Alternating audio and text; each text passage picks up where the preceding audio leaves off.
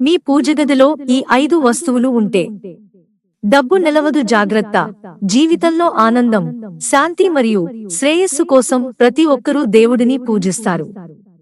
ఇంట్లో దేవుడిని పూజించేందుకు ప్రత్యేక దేవాలయాన్ని కూడా నిర్మించుకుంటారు.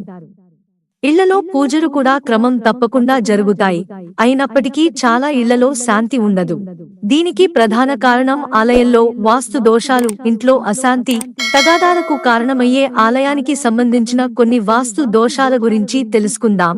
తల్లిదండ్రుల ఫోటోలు. వాస్తు శాస్త్రం ప్రకారం పూర్వీకులు లేదా పూర్వీకుల ఫోటోలు ఇంటి గుడి దగ్గర లేదా ఇంటి పూజ గదిలో ఉంచకూడదు. ఇంట్లో దేవుడి సన్నిధిలో పూర్వీకుల చిత్రాలను ఉంచితే ఆ ఇంట్లో ఇబ్బందులు వస్తాయి. దేవుడికి కూడా కోపం వస్తుంది. చిరిగిన ఫోటో. మీకు దేవుడి విగ్రహం లేకపోతే మీరు పూజలో ఫోటో ఉంచినట్లయితే పాత లేదా చిరిగిన ఫోటో స్థానంలో కొత్త ఫోటో ఉంచాలి. చిరిగిన దేవుడి బొమ్మ లేదా చిరిగిన మతపరమైన పుస్తకాన్ని ఇంటి గుడిలో ఉంచుకోవడం వల్ల కూడా నెగటివ్ ఎనర్జీ పెరుగుతుంది. అలాంటి ఇంట్లో దుఃఖం నెలకొంటుంది. దేవుడికి సమర్పించే పువ్వులు ఎండిపోయిన తర్వాత కూడా గుడిలో ఉంచకూడదు. 1 కంటే ఎక్కువ శంఖం. వాస్తు శాస్త్రం ప్రకారం ఆలయంలో 1 కంటే ఎక్కువ శంఖాలు ఉంచకూడదు.